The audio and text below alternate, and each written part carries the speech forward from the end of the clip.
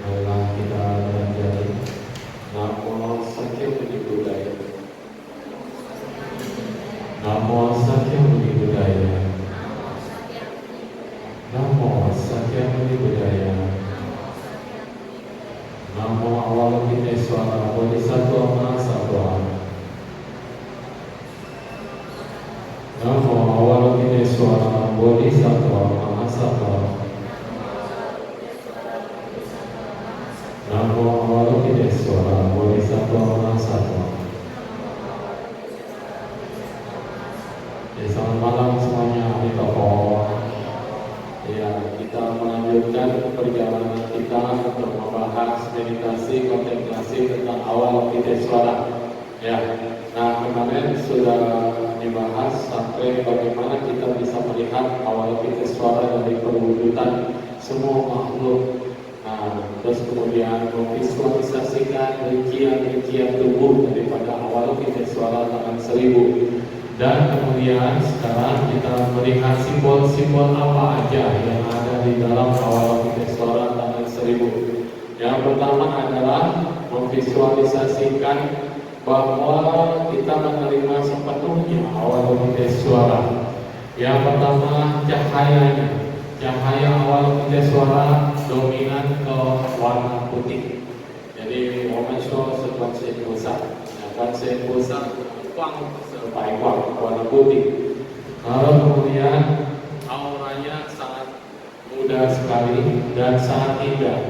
Sehingga begitu kita melihat akan langsung memiliki jodoh yang baik dengan beliau. Lalu ornamen-ornamen permata yang ada di badan jasmaninya, karena Avalokitesvara digambarkan sebagai umat biasa, boleh memakai perhiasan, bukan biksu, tapi adalah bodhisattva yang masih menjalani paramita. Ornamen-ornamen permatanya melambangkan 6 sikap paramita, yaitu dari dana paramita, sila paramita, sabaran paramita, lalu semangat, samadhi, dan kemudian kebiasaan. Jadi 6 paramita ini ada di dalam tubuhnya berbentuk pausukwa, cahaya daripada permata. Nah, lalu kemudian kita lihat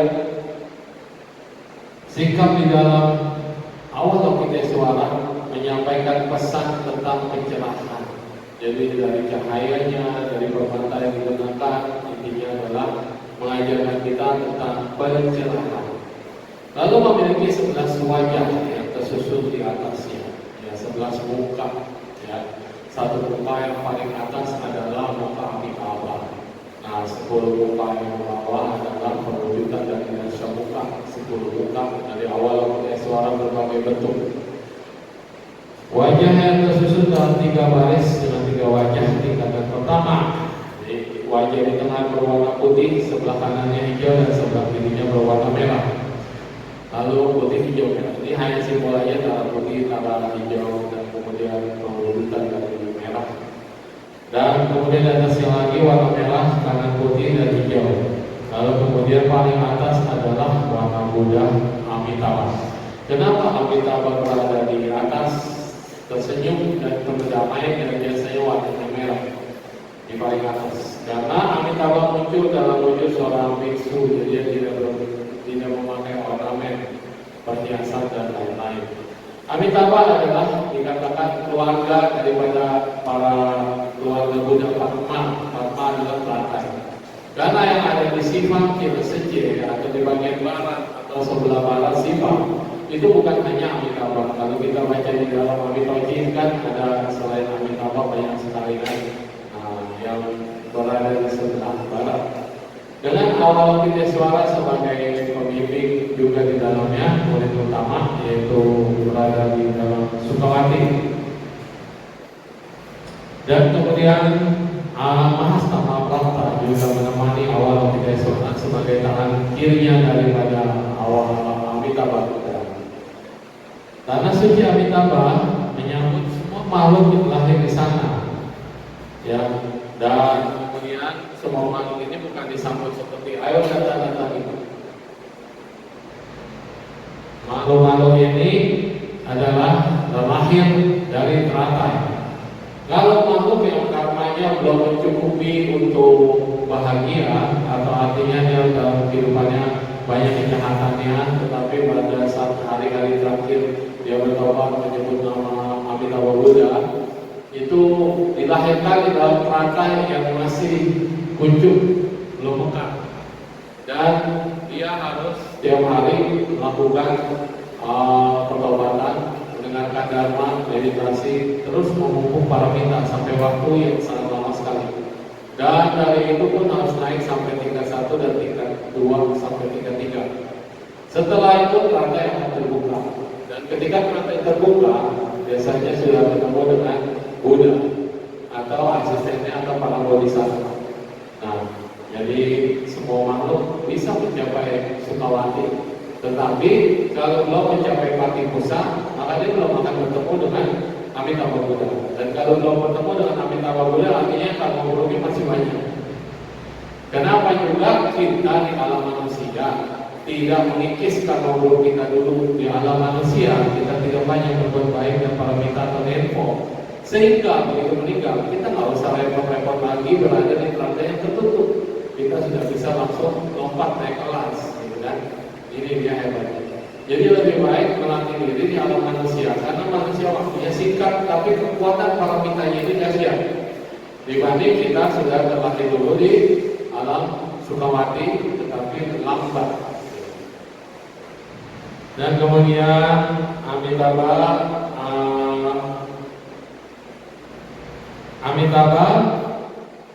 tempat yang akan membentuk olah batin setiap yang terlahir di sana. Jadi olah batin yang tadi saya katakan, dia harus berubah, bertobat, harus menjalankan maya dharma dan segala macam.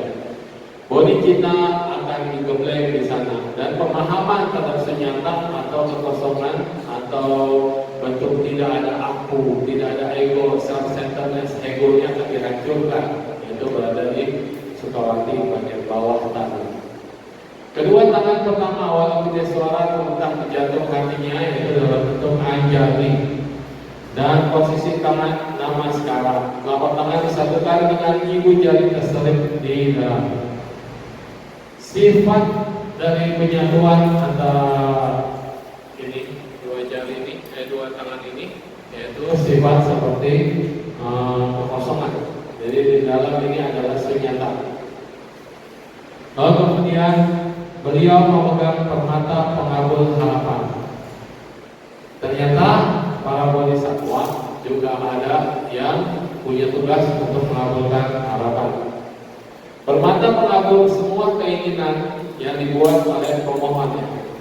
Dalam hal ini keinginannya adalah agar semua makhluk memiliki kebahagiaan dari sebab-sebab serta bebas dari penderitaan dan sebab-sebabnya. Kalau Anda tidak punya tekad ini untuk membebaskan semua makhluk agar supaya terbebas dari penderitaan, Anda belum bisa disebut memiliki cinta kasih. Awal Abhideswara punya tekad yang sangat luar biasa, yaitu memancarkan cinta kasih sehingga tidak ada lagi makhluk yang menderita. Itu adalah tekadnya beliau. Makanya pausenya yang tadi mutiaranya permatanya adalah untuk mengabulkan semua keinginan dari semua makhluk yang menderita.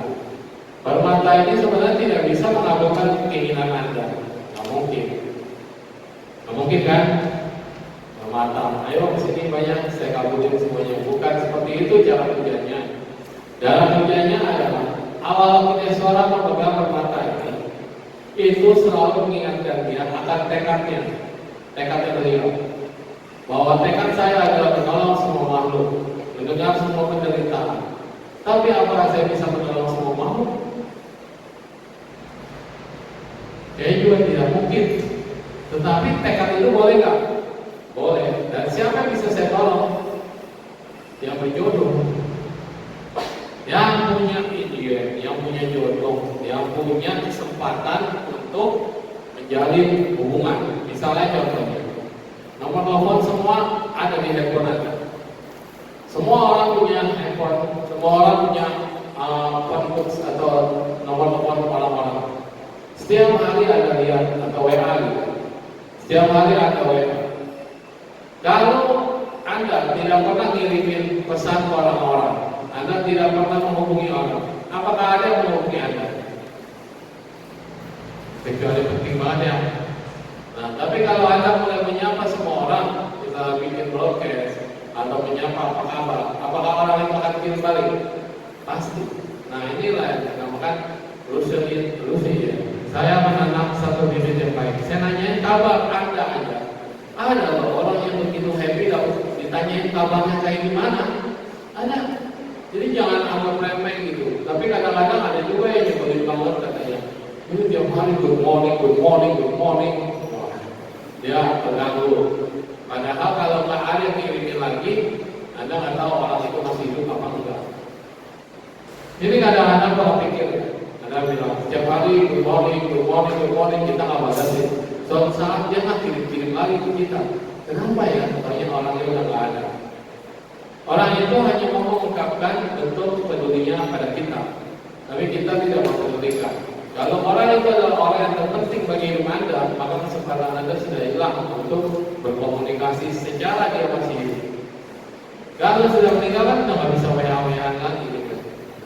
Dengan bahasa Indonesia saya juga demikian. Kalau kita tidak pernah menyebut namanya, kita tidak pernah ingat padanya, dan kita tidak pernah melakukan kebaikan atas namanya, maka tak akan nyambung koneksi ini ke kuasa Indonesia. Gak bakal ada nama Anda di permata ini. Kalau nama Anda ada di permatanya pun, dia harus lihat kebaikan apa yang Anda sudah lakukan. Kalau karena baiknya tidak mendukung, saya juga tidak bisa nolong. Kenapa? Hanya orang yang bisa ditolong memiliki banyak kebaikan. Kalau karena buruknya terlalu banyak, ditolong pun tidak akan berubah. Contoh, Anda utangnya 1 miliar. Utang sama orang 1 miliar. Saya nolong kasih gopeke, ngebantu nggak? Ngebantu, tapi apa artinya bisa bayar uang Anda 1 miliar? Utangnya masih banyak, gopeke itu ya nggak ada apa-apanya. Sekilas habis. Jadi saya bisa nolong Anda kan? Tapi saya udah nolong gopeke. Tapi kalau Anda nggak punya utang, atau utangnya misalnya cuma 2.000 perak, 3.000 perak, obat, cepecek, saya kasih Anda 2 pecek, bersyukur nggak? Saya bisa bantu Anda nggak? Bantu. Artinya saya tetap bantu, tapi kenapa kesannya nggak kelihatan? Kesannya kok nggak berasa? Karena burukmu terlalu banyak. Siapa yang bisa bantu? Semua orang udah bantu, tapi nggak bisa ngangkat. Karena perbuatan baiknya terlalu kurang, terlalu minim. Saat hidup terlalu jahat, saat hidup tidak pernah menabung, saat hidup tidak pernah memikirkan masa depan, foya-foya untuk dirinya sendiri, lalu kemudian habisin uang yang ada. Ketika teks berbicara tentang tangan-tangan yang lain adalah tangan realisasi, merealisasikan, tangan mendoakan, tangan memberkati, tangan memberi makan hantu kelaparan, tangan yang bisa melihat, memberikan kesenangan, dan bisa menolong mereka yang membutuhkan. Ini tangan-tangan simbol-simbol di dalam banyak hal. Kemudian awal kita suara atau pansein menggambarkan memegang tas berisi amarta, menyebutkan penderitaan Somalu. Nah itu air amarta. Lalu kemudian roda dharma artinya awal kita suara itu juga menggunakan dharma.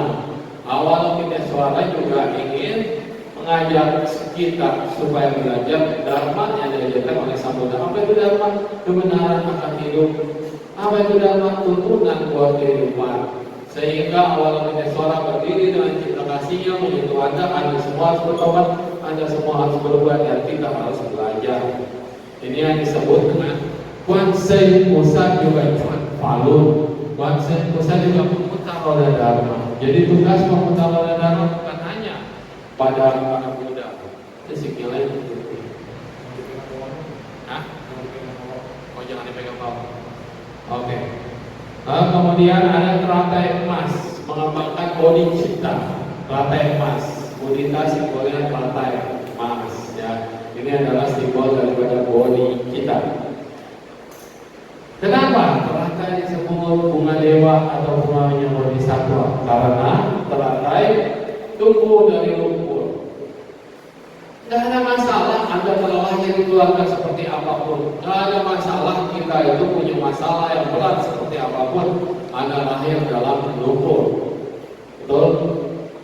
Ini adalah kotor, lumpur penuh kotoran. Tetapi bagi orang yang memiliki tekad bodhisattva, dia menyerap sari-sari makanan dari lumpur, tapi dia akan berusaha keluar dari lumpur. Ini filosofi dari teratai. Ketika dia keluar dari lumpur, dia menyucikan dirinya, dia berbuat kebaikan yang sangat banyak, dan dia memperoleh berkahnya apa? Kalau orang yang seperti ini punya berkah, walaupun dia hidup di lumpur, tapi dia tidak tercemar oleh lumpur. Artinya Anda boleh lahir di tempat pelacuran yang banyak sekali kekacauan di sana, tapi kalau batin Anda bersih dan Anda menyerap bahwa ini tidak benar buat saya, maka saya pun harus keluar dari lingkungan itu untuk melanjutkan hidup saya. Jangan terjebak dalam lingkungan itu. Anda terlahir di keluarga penjudi juga sama, harus bisa keluar dari lingkungan itu. Jangan terjebak di dalam judi. Tapi anak Anda adalah anak penjudi, Anda adalah anak pelacur. Ini tidak masalah. Berasal dari tempat yang kotor, tetapi Anda bisa keluar dari situ. Dan ketika kita keluar dari situ, bunga dan daunnya tidak akan pernah tercemar, dan bunganya memiliki keindahan yang luar biasa. Lalu memegang busur dan anak panah itu penaklukan terhadap 4 kekuatan buruk busur dan anak panah. Yang pertama adalah kematian. Busur dan anak panah, Anda keluar dari gangguan kematian. Dan pancaskanda, kekotoran batin, emosi negatif yang mengganggu, dan semua kekuatan-kekuatan yang mengganggu. Jadi busur dan anak panah ini akan menolong Anda supaya tidak terus lahir dalam kematian dalam lingkaran samsara. Karena kalau cubit kan dipanah orangnya jatuh cinta. Kalau anak pancing rusak begitu dipanah, Anda akan lahir di Sukawati, dan di Sukawati tidak akan jatuh kembali ke alam menderita. Di sana Anda akan berbuat kebaikan. Karena kalau Anda masih jatuh terus dalam lingkaran samsara, berarti belum terbebas dari kematian. Kalau di Sukawati tidak ada kematian di alam rendah. Di sana hanya ada belajar dan terus belajar hingga mencapai kesucian. Lalu 992 tangan lainnya keluar dari kedua bahu sebelah kiri dan kanan. 992 ya. Berarti sisanya adalah 8 tangan utama. Nah, sehingga disebut 1000 tangan. Lalu ada kulit antelop tersampil di bahu kirinya. Kulit hewan melambangkan apa saja selain cinta kasih, untuk mengingatkan tentang sebuah kisah rusa yang memberikan hidupnya untuk mencegah 2 pemburu yang saling menyakiti. Ada cerita zaman bodhisattva itu, 2 pemburu ini berebut satu rusa dan mereka saling menyakiti. Lalu rusa itu mengatakan bahwa dengan cinta kasihku kalian tidak usah capek-capek memburu aku. Silakan berbagi dagingku untuk kalian supaya jangan ada pertengkaran di antara kalian. Ini artinya rusa ini menjadi damai di tengah 2 pemburu itu. Itu mengingatkan kepada kita dari Jataka bahwa seadanya Anda terlahir sebagai binatang pun, tetapi Anda bisa berbuat kebaikan, mencegah terjadinya pertumpahan darah, mencegah terjadinya kebencian atau mencegah terhadap pertengkaran. Binatang bisa begitu. Anjing aja lah contoh yang paling gampang, anjing. Coba suami istri berantem, anjingnya itu kan jagain loh istrinya gitu kan. Suaminya mau pukul anjing itu kan anjing sensitif menjaga majikannya. Dan anjing ini lebih sensitif tahu tentang perasaan majikannya duluan dibanding yang lainnya. Gitu. Oke, selanjutnya kita akan membicarakan perlindungan dan membangkitkan bodhicitta. Fakudisi. Bodhi adalah pencerahan, cita adalah pikiran. Jadi pikiran yang tercerahkan. bahwa semua makhluk adalah jalan Buddha. Kalau semua makhluk jalan Buddha, berarti dia memiliki bibit kebudahan. Nah, bibit kebudahan inilah yang disebut dengan bodhicitta. Artinya bibit kebudahan itu bersemayam di dalam diri kita, bukan berada di luar diri kita.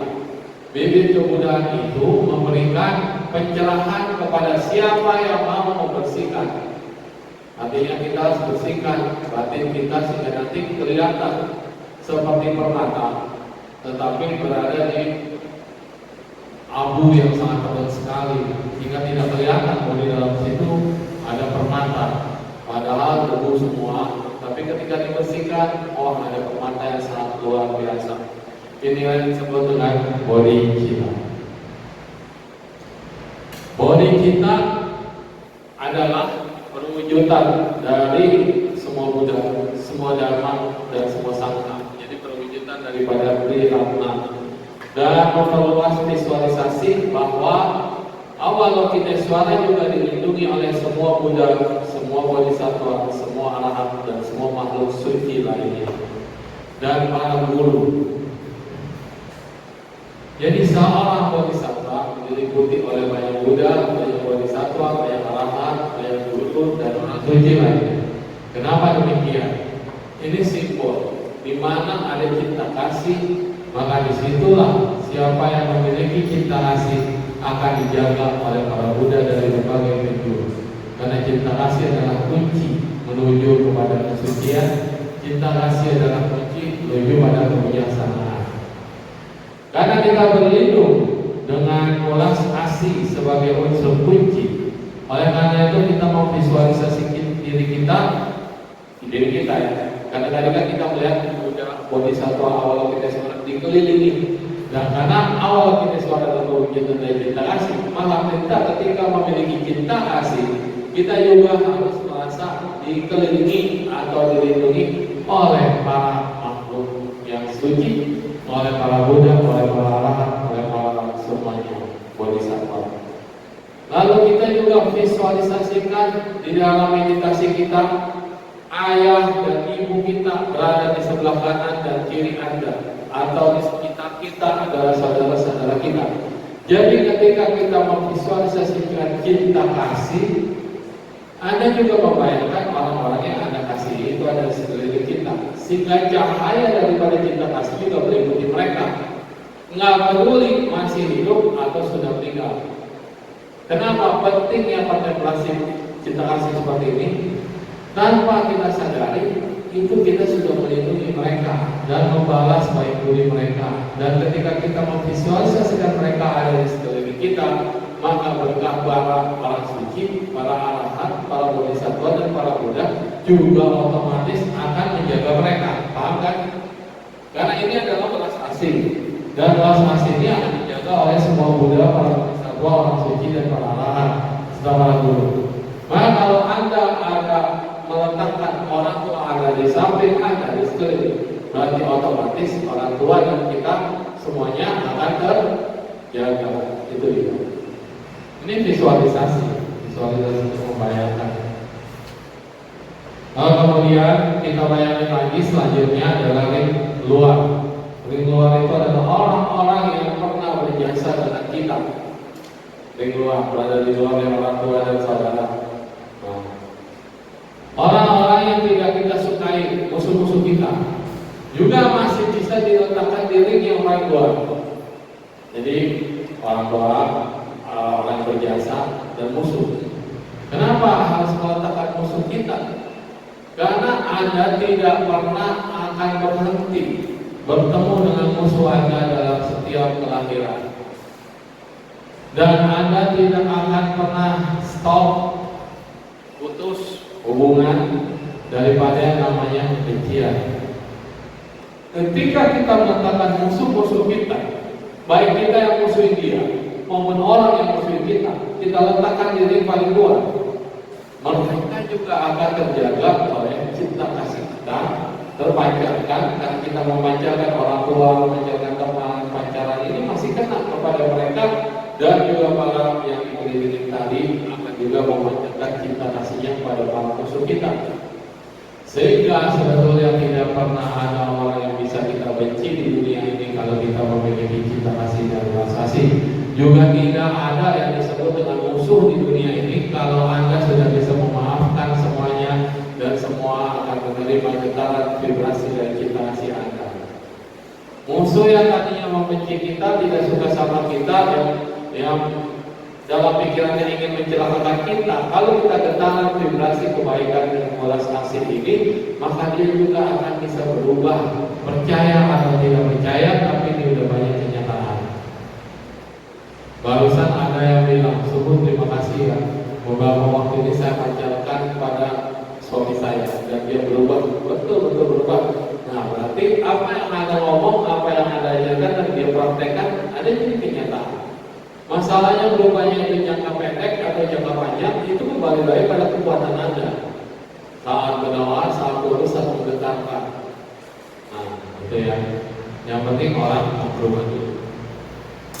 Dan kemudian kita lihat awal Akideswara ini menghancurkan semua prasangka kita terhadap orang lain. Jadi kebanyakan kan manusia ini prasangka. Ini orang kayak kau benar, ini orang pernah nyelakain kita. Ini toko kita sepi, kayaknya toko seberang lagi main guna-guna. Selalu berprasangka. Nah, padahal nggak ada apa-apa mungkin, tapi emang lagi sepi aja. Atau memang ada betul dikerjain, tapi belum tentu toko seberang, betul kan? Nah ini adalah prasangka.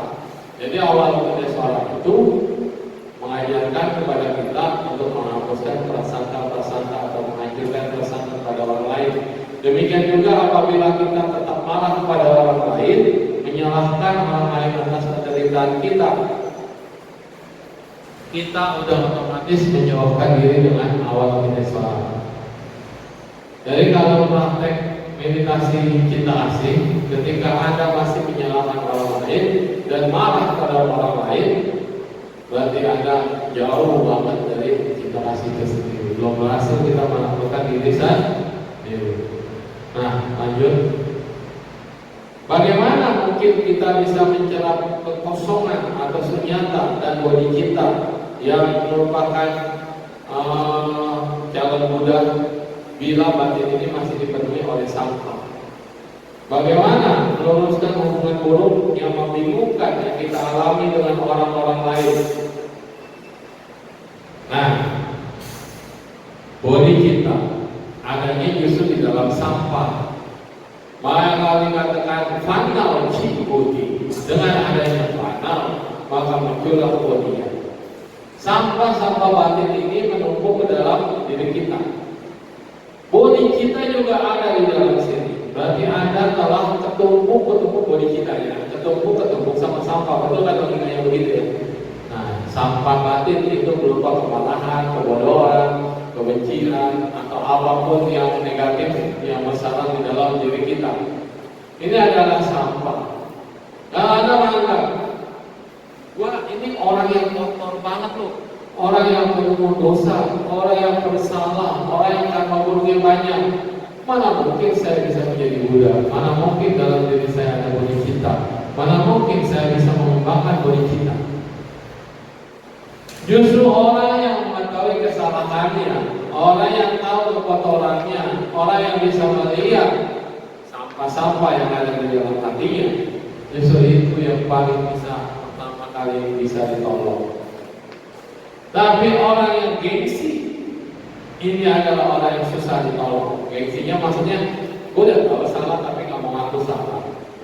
Saya mau memperbaiki diri tapi nggak mau berubah.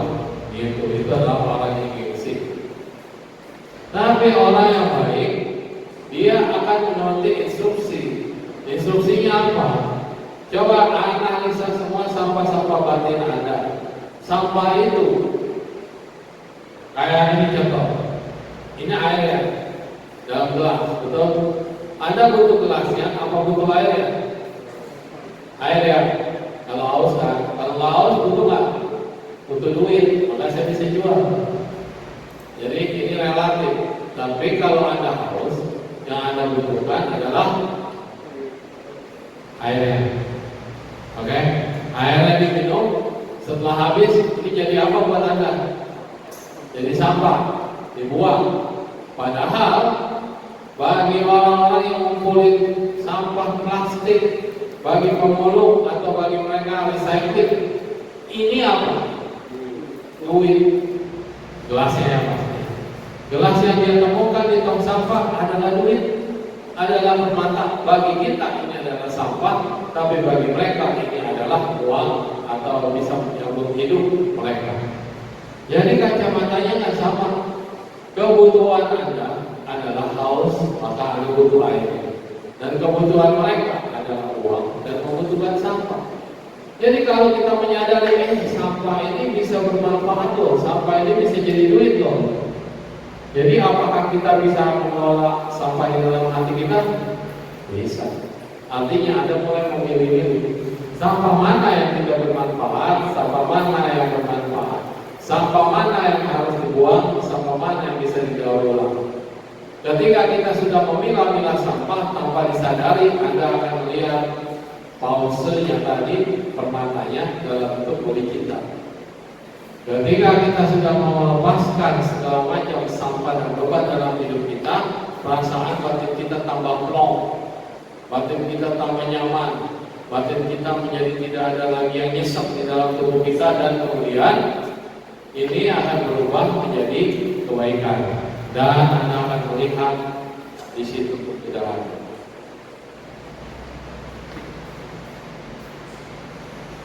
Oke, lalu kemudian selanjutnya adalah visualisasi terhadap makhluk binatang. Jadi sebuah binatang apapun, Anda mulai memvisualisasikan cita kasih. Arya Asanga adalah orang bijaksana dari India, disebut bodhisattva selanjutnya di masa-masa sebelum adanya Nagarjuna. Ada namanya Arya Sangha, Mami Musa. Arya Sangha ini bermeditasi selama bertahun-tahun untuk melihat penampakan Maitreya Bodhisattva. Jadi Asanga mau ketemu Maitreya, dia meditasi bertahun-tahun, tapi nggak ada hasil. Beliau kemudian berhenti dari pencuciannya, berhenti dari tapanya, dan jalan menuju kota. Jadi selama dia berada di goa, dia nggak menemui yang disebut dengan bimbingan dari Maitreya. Dia keluar bertahun-tahun kemudian, sudah lama dia pergi ke kota. Kemudian di dalam perjalanannya beliau melihat seekor anjing yang terluka badannya budis dan sedang ditipukin orang. Kemudian anjing ini dalamnya ada belatung-belatung yang meroboti karena anjingnya udah kayak anjing liar gitu ya, kampung yang sudah sakit dan penuh belatung. Lalu kemudian yang Arya Asanga mencoba untuk mengambil satu demi satu belatung-belatung tersebut, dan karena dia memiliki kontemplasi cinta kasih, dia tidak menyakiti belatung itu, bahkan tidak tega untuk memencet belatung itu, bahkan tidak tega juga untuk membuang belatung itu. Jadi apa yang dia lakukan? Dia letakkan, dia ambil belatung dengan apa? Dengan lidahnya, supaya tidak terjepit atau apa, dia ambil dengan lidahnya dan kemudian meletakkan pada dagingnya sendiri sehingga belatung-belatung itu bisa makan. Nah, jadi bayangin, belatungnya dari mana? Anjing yang buduk, anjing yang muda luka, anjing yang budisan. Belatung-belatung itu diambil dengan lidahnya dan diletakkan di daging-daging beliau sehingga belatung itu bisa tetap makan. Cinta kasih inilah yang menetapkan Maitreya. Waktu dia meditasi di gunung, Maitreya tidak muncul.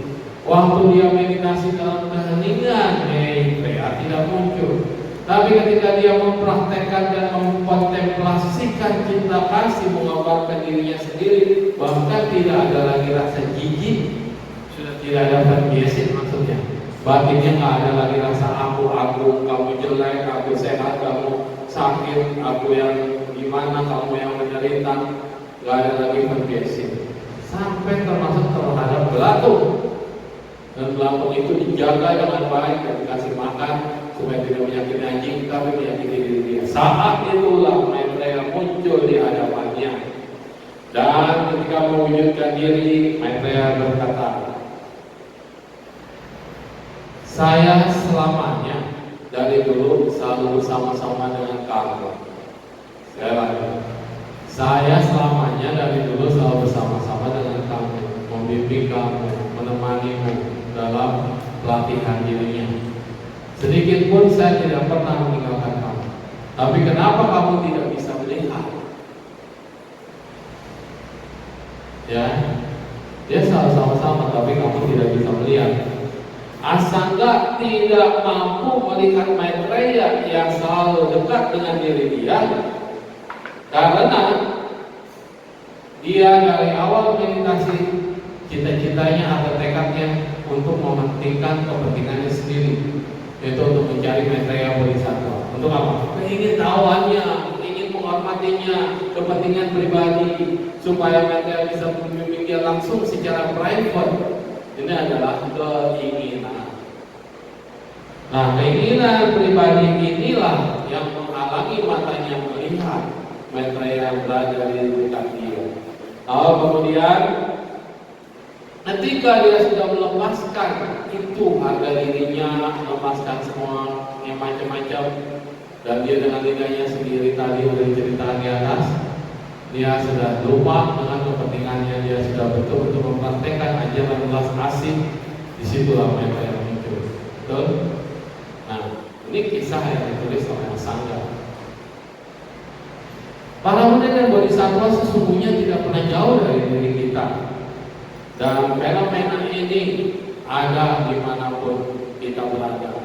Buddha dan bodhisattva selalu membimbing para dewa makhluk suci menemani kita. Tapi kita yang tidak mampu melihat mereka karena kita masih memiliki ego, kita masih memiliki aku, punyaku, milikku, harga diriku.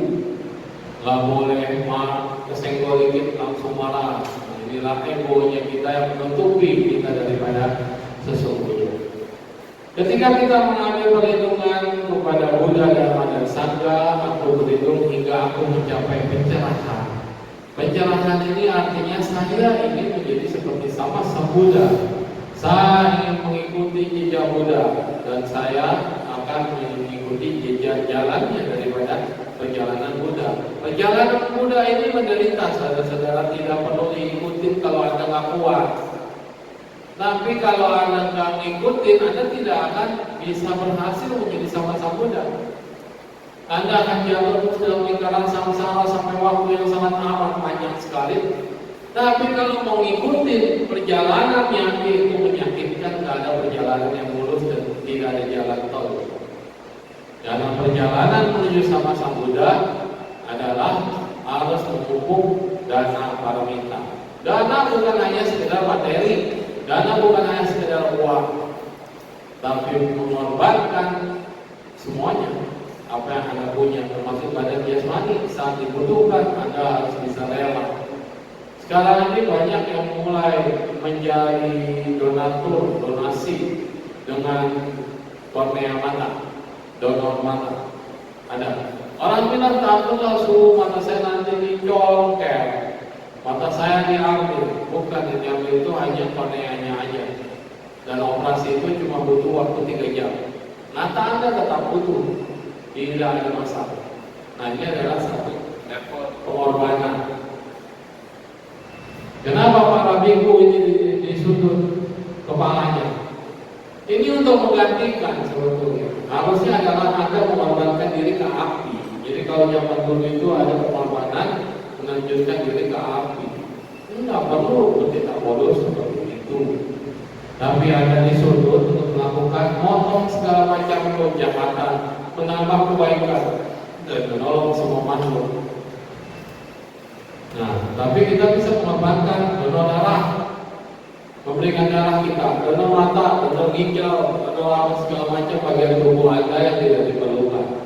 Atau kalau perlu yang lebih keren lagi, silent mentor. Apa itu silent mentor? Silent mentor adalah mendonasikan badan kita untuk penelitian di para mahasiswa. Ya, dok, sadel meter tahu ya. Jadi mayat kita diserahkan kepada mahasiswa yang sedang belajar ilmu bedah. Bedah pakai boneka sama bedah pakai orang nggak sama. Karena bedah pakai orang kan langsung ngajarin orang. Setelah udah dipakai semuanya untuk kepentingan penelitian, baru itu akan dikremasi. Dikremasi, kalau udah selesai, tetap dikremasi kan, utuh. Nah, baru akan didoakan dengan terhormat, akan didoakan secara terhormat. Oke. Melalui kebajikan yang aku kumpulkan dengan praktek paramita kemurahan hati jaga atau kemurahan hati dan paramita lainnya, yaitu sila, santi, kesabaran. Sabar itu susah. Orang bilang sabar, dari balas kesabaran adalah jalan pertama yang paling tinggi. Karena kalau Anda tidak memiliki kesabaran, untuk sabar itu susah. Sabar katakan, gak usah meditasi tinggi-tinggi. Anda latih aja sabar, sabar katakan. Kesabaran adalah cara pertapa yang paling tinggi. Daripada Anda duduk-duduk meditasi, gak ada milik-milik, gak ada yang ganggu, coba Anda melatih bersabar. Kalau bisa melatih kesabaran ini, hati paramita terpenuhi. Kalau paramita Anda lebih kuat, baru mulailah ada semangat. Ketika ada semangat, ada samadhi. Samadhi pun akan lebih tenang kalau sudah bisa bersabar. Tapi kalau belum bisa bersabar, melatih samadhi, sama aja, gak bisa. Duduk lama-lama, capek, aduh sakit, itu gak bisa bergerak. Samadhinya juga tidak akan mendapatkan hasil apapun. Dan tidak ada kelasnya yang muncul, kebijaksanaan yang muncul kalau kita tidak pernah bertapa atau bermeditasi atau tidak pernah mengenal diri sendiri. Karena kebijaksanaan itu adalah ada satu paket dengan inner beauty, satu paket dengan pengheningan diri, satu paket dengan pengenalan diri. Nah, baru disebut ada kebijaksanaan. Motivasi kita mengetahui alasan perjalanan hidup kita dan akan menjadi sangat bermanfaat. Motivasi kita menentukan apa yang kita lakukan di depan pasti selalu berjalan sesuai track. Tracknya adalah untuk kebaikan, untuk kebenaran, untuk kebahagiaan. Ini selalu berjalan on the track. Gak bakalan Anda akan keluar dari track. Anda akan keluar dari track kalau belum memiliki tekad tadi pengembangan budi cita. Keluar dari track itu artinya Anda ngaco, bisa salah jalan atau bisa tidak menemukan jalan atau ya kayak gitulah ya, paham ya.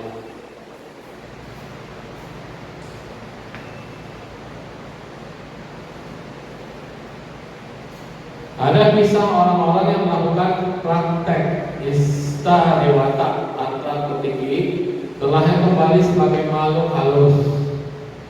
Katanya orang yang melatih diri itu nggak bakal jatuh ke sakral, ya. Orang yang melatih diri tidak akan jatuh ketika alam meledak. Tetapi para praktisi tertinggi sengaja mau turun dan dilahirkan di alam peta, di alam setan. Ngapain?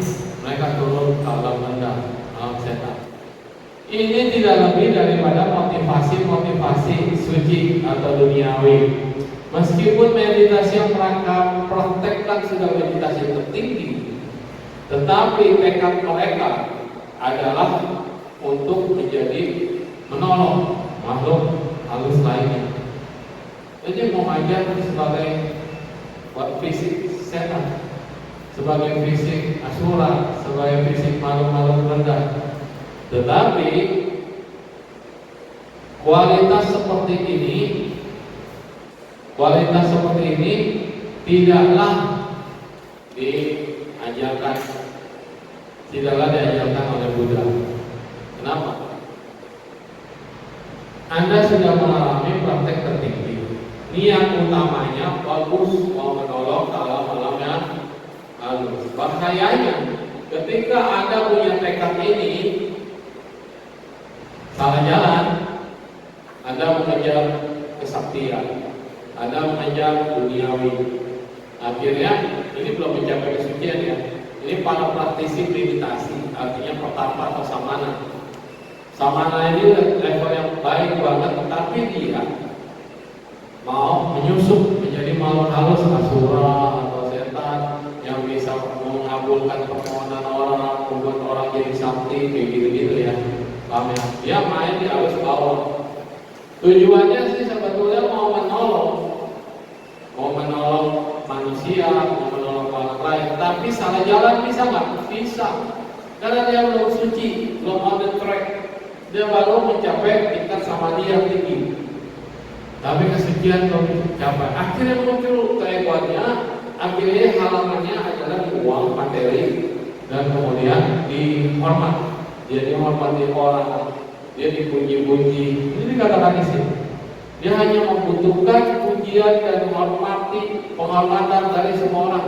Ini Susiati kemarin itu pernah ngomong begini. Saya baru nanya, ada tulisannya di sini. Dia bilang apa? Makhluk-makhluk ini senang dipuji, senang diangkat-angkat, senang diberikan, wah hebat ya, begitu.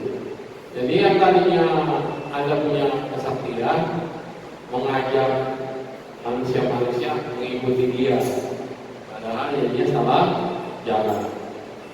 Ini akan mendapatkan halangan untuk mencapai kesucian. Dan waktu Anda akan habis sia-sia muter-muter di dalam lingkaran samsara. Belum tentu bisa terangkat lagi menjadi orang bijaksana.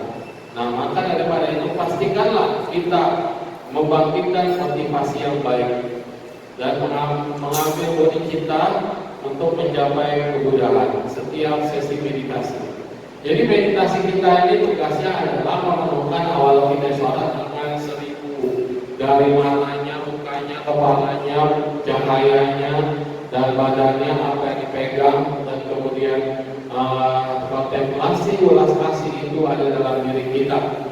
Jadi ini adalah meditasinya mengembangkan awal kita suara bodhisattva tangan 1000. Dan selanjutnya masih banyak yang akan kita bahas ya. Untuk memanfaatkan dan mengembangkan bodi kita, maka mutlak diperlukan ada seuliang sin atau brahmawihara, atau yang disebut dengan metta karuna mudita upeka. Ini wajib selama menjalankan praktek pelatihan bodi kita. Kalau Anda memiliki metta karuna mudita upeka di dalam samadhi Anda, maka ini akan menjaga bodi kita itu akan terus berkembang. Metta dan karuna adalah kata kunci untuk membuka diri kita menjadi lebih baik. Mudita adalah menjaga kita tetap bersimpati, berada dalam kebahagiaan. Karena kita ini mau mendekati nibbana. Nibbana adalah kondisi di mana kebahagiaan tertinggi itu ada. Kita mau mencapai kebahagiaan tertinggi, tapi kalau kita tidak bahagia, kita tidak memupuk mudita cita, kita tidak memupuk kebahagiaan, maka bukannya mendekat, tapi semakin lain jauh. Jadi walas asih cinta kasih mutlak sebagai kunci untuk maju. Walas asih mutlak untuk semakin mendekat. Yang tadi maju mendorong, yang ini mendekat dengan bahagia. Dan terakhir adalah keseimbangan batin atau kingdom sin atau ubeksa.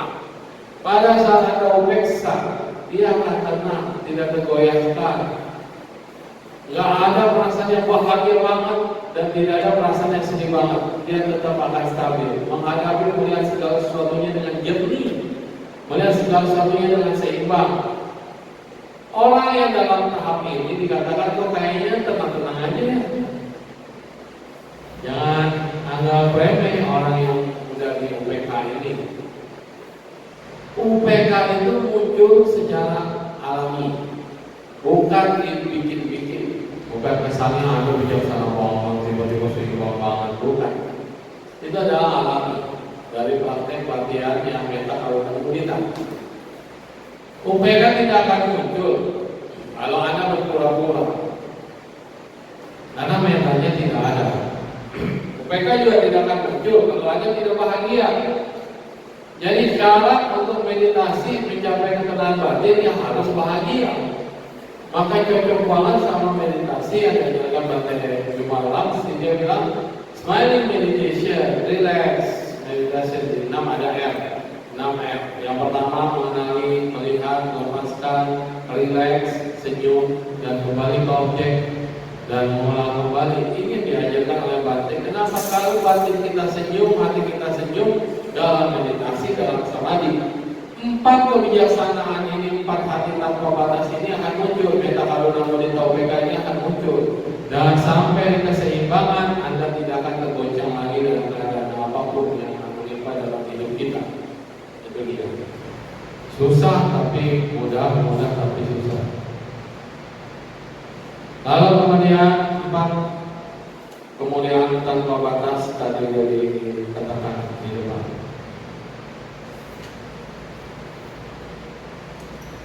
Udah juga 9 kurang 5 Hah? 9 kurang 10. Oh masih kurang 10. Ya lanjut ya.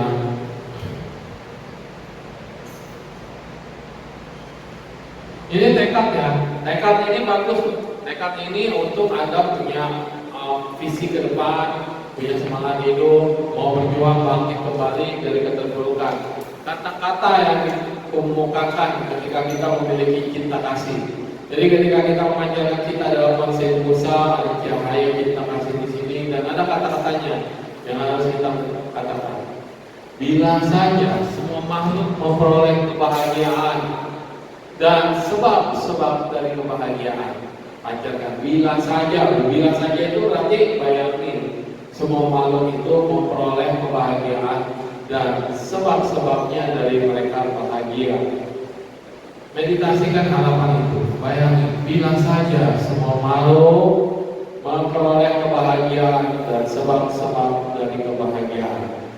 Dan bayangin, terakhir katakan, semoga mereka memperolehnya. Ini bukan meditasi ke dalam. Ini adalah meditasi keluar. Nah ini penting. Kebanyakan dari orang itu milikku, punyaku, berdoa itu supaya keuntunganku maju, usaha belajar, istriku tidak kemana-mana, ya kan? Pikiranku jadi tenang, aku denganku. Meditasi cinta kasih adalah keluar. Anda mendoakan orang lain. Saat Anda mendoakan orang lain, saat Anda memberikan kebahagiaan dan gambaran pada orang lain juga bahagia, Anda juga bahagia, dan kemudian lihat sebab-sebab apa mereka bahagia. Dan katakan, semoga keinginan mereka tercapai, semoga harapan mereka tercapai. Ini baru praktek dalam pikiran, ulang kasih. Dalam perbuatan, ketika Anda berdana, Anda melakukan kebaikan, ada aksinya, berbuat baik, mengulurkan tangan buat semuanya. Dan ketika Anda mengulurkan tangan itu mengharapkan semoga bantuan ini bermanfaat, semoga kamu bahagia. Tapi ada yang lebih penting daripada itu semua. Kalau kita hanya memberikan materi kepada orang, sekejap aja habis. Mau dana berapapun, mau berapa besar pun, sekejap aja habis. Kenapa? Karena yang Anda berikan adalah materi. Tapi kalau Anda memberikan ilmu, nasihat, pencerahan, dharma, kebenaran, maka ilmu ini tidak akan pernah hilang. Orang nggak bisa Anda jalin, mau bidang apapun, kemampuan Anda di mana, silakan pacarkan itu kepada orang-orang, buka kursus gratis atau kursus murah berbayar, boleh murah-murah aja, atau yang terjangkau, terserah. Pokoknya vibrasikan niat Anda itu pada semuanya yang membutuhkan. Ketika orang memiliki skill, memiliki pengetahuan, dia akan bisa bertahan hidup. Anda sedang masak, jangan masak buat diri sendiri, tapi coba masak untuk mengajari orang lain masak, dan akhirnya makan bersama. Lebihnya kasih dana kepada wihara ke, dana kepada orang lain yang nggak bisa makan ke. Dan Anda panggil semua orang-orang yang terlantar untuk belajar masak bersama. Nah, ini adalah membantu. Sekarang lagi trending tentang barbershop, menolong yang mampu, yang susah untuk potong rambut, untuk ngajarin stylist atau apa segala macam. Dan ini gak main-main. Ketika kita sudah mulai mempraktekkan mengajari mereka dengan ilmu atau skill, dan mereka bisa bertahan hidup, dan akhirnya jadi bagus, berkembang. Mereka berkembang, Anda juga paham. Iya, ini adalah praktik integrasi yang luar biasa. Nah, vibrasi kebaikan ini, inovasi ini sekarang dipakai oleh para coach. Belajar mudah. Dan sekarang coach ini pada nggak ada kerjaan kan, nggak bisa bikin seminar, dia bikin seminar online. Siapapun yang mau dibantu, luar biasa. Ilmunya di-sharing. Ada yang free, ada juga yang tetap. Ya, itu masing-masing punya jodoh ya. Nah, aku akan memastikan mereka memperolehnya. Tadi kan saya berharap semoga mereka semua malu memperoleh kebahagiaan dan sebab-sebabnya. Yang kedua, semoga tercapai. Dan kemudian saya akan memastikan mereka memperolehnya. 3 tekad ini luar biasa di dalam samadhi, dan ini akan membuat track, menarik, magnet, sehingga ketika Anda bilang, aku akan memastikan mereka sudah sukses, itu loh bahasanya. Kalau bahasa sekarang, nih kalian pengangguran, nih sini datang pada saya akan kabulkan permintaan kalian, saya akan ajarin kalian semua skill, dan kemudian nanti ke depannya saya akan memastikan Anda sudah sukses. Bodhisattva ya. Ini lebih berarti daripada cuma sekedar sembahyang dan doa. Ya, Anda adalah bodhisattva. Punya skill apa saya? Di bidang komputer, bidang editing, di bidang editor. Ajarin orang-orang gimana editing. Kenapa harus ngajarin ilmu pada semuanya? Nanti kalau dulu kita tayangan TV gitu aja mau nonton. Sekarang tayangan YouTube. Ada konten-konten YouTube, mau nonton, bosan, ya kan? Inovasi baru TikTok, kemudian ada inovasi baru lagi yang lainnya. Nanti akan jadi bagus semua, akan jadi keren, akan jadi apa dan positif. Tergantung Anda ajarinnya untuk benar, apa untuk rusak. Mau merusak gampang, anak sekarang dirusakin gampang. Tapi kalau menuju ke arah positif, hal yang membangun dan untuk keren, yang betul-betul bisa dipakai untuk semua orang. Jasa kita luar biasa. Semakin orang kontennya bagus, Anda kan benar nonton ya kan? Nah, kalau nggak bagus, nontonnya abal-abal. Terus kemudian aku berdoa pada Guru Avalokitesvara agar memberkahiku sehingga aku mampu melaksanakannya. Jadi tadi tekad tadi nggak akan kuat kalau tidak ada backup. Sama, Anda mau buka usaha. Kalau nggak ada backup bapak mama, kau bisa buka usaha apa, gitu kan? Kecuali kita juga punya tabungan yang besar. Minimal ada pengaman, backup. Jadi kita minta backupnya dari siapa? Avalokitesvara. Semoga Panipulsa bisa membantu saya mewujudkan apa yang akan saya lakukan. Dan ini yang disebut doa-doa itu akan terkabul dan orang-orang itu akan bahagia. Ini di sini kekuatan dari mental. Kekuatan mental.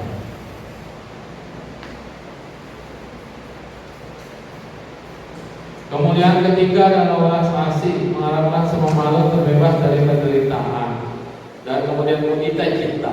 Nah, mudita cita ini ada dua, yaitu kebahagiaan sementara dan kebahagiaan sejati atau kebahagiaan hakiki yang disebut dengan paramata dan samuti. Samuti adalah kebahagiaan biasa. Artinya kebahagiaan biasa itu kayak kamu udah berpacar, bahagia. Kamu udah bekerja, bahagia. Kamu bisa punya kendaraan, bahagia. Kamu bisa berumah tangga dan akur, itu bahagia. Bisa punya anak, bahagia. Ini adalah kebahagiaan biasa. Kebahagiaan biasa ini artinya memenuhi fisik dan batin. Ya. Batinnya juga sedikitlah terhibur, tidak jadi kesel, tidak jadi emosian, tidak jadi marah. Ini kebahagiaan biasa. Dan kebahagiaan yang hakiki adalah berhubungan dengan wisdom, kebiasaan. Kebahagiaan yang hakiki berhubungan dengan perasaan. Perasaan Anda sudah bisa betul-betul puas santuti, tidak kekurangan. Perasaan kita betul-betul bisa nyaman, damai, tenang, dan kemudian berkembang lagi menuju hal kebijaksanaan. Kebahagiaan sejati adalah pembebasan dan pencerahan. Jadi ini sudah kategorinya sudah mencapai hasil. Dan kemudian Anda sudah bisa terbebas dari lingkaran samsara.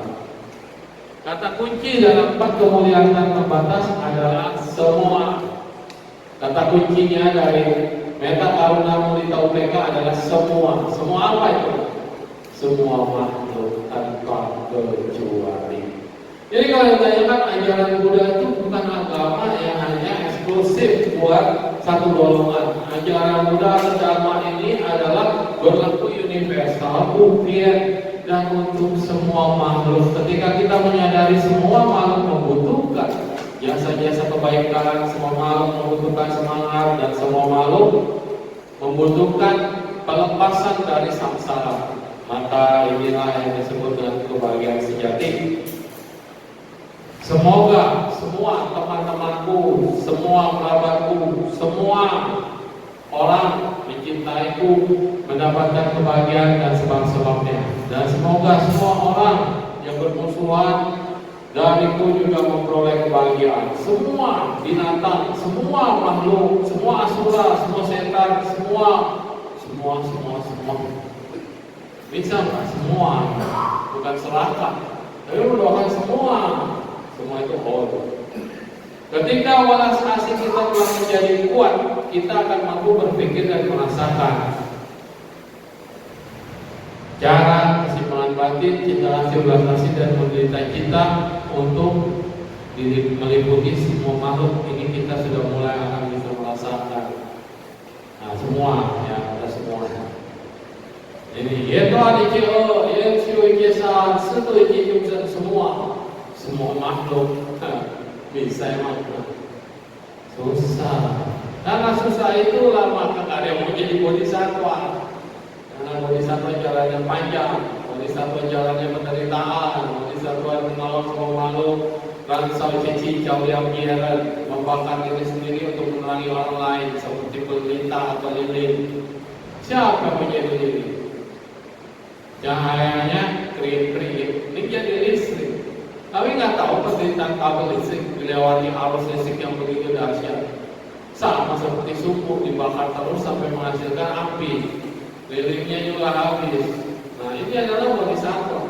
Kalau kita bertekad menolong semua makhluk, otomatis kita tidak akan sama dengan mereka, dan kita tidak akan terlahir di alam yang sama dengan semua makhluk itu. Jadi tolong. Karena ada gurunya, ada penyelamatnya, ada harus lebih tinggi. Itulah.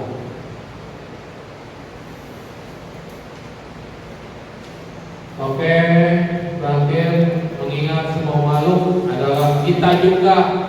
Iya, ini lupa. Mengingat penting nih, diingat di penting bahwa kata-kata semua makhluk otomatis sudah ada nama kita. Karena Anda kan makhluk, betul? Jadi kata-kata semoga semua makhluk termasuk diri sendiri. Kalau kita mendoakan semua makhluk bahagia, berarti kita pun harus bahagia. Iya, itu jangan lupa ya. Kita tercakup di dalamnya. Oke, sampai di sini ada pertanyaan? Ada mau nanya? Saya? Ada. Ya kalau ada, saya rasa cukup untuk hari ini.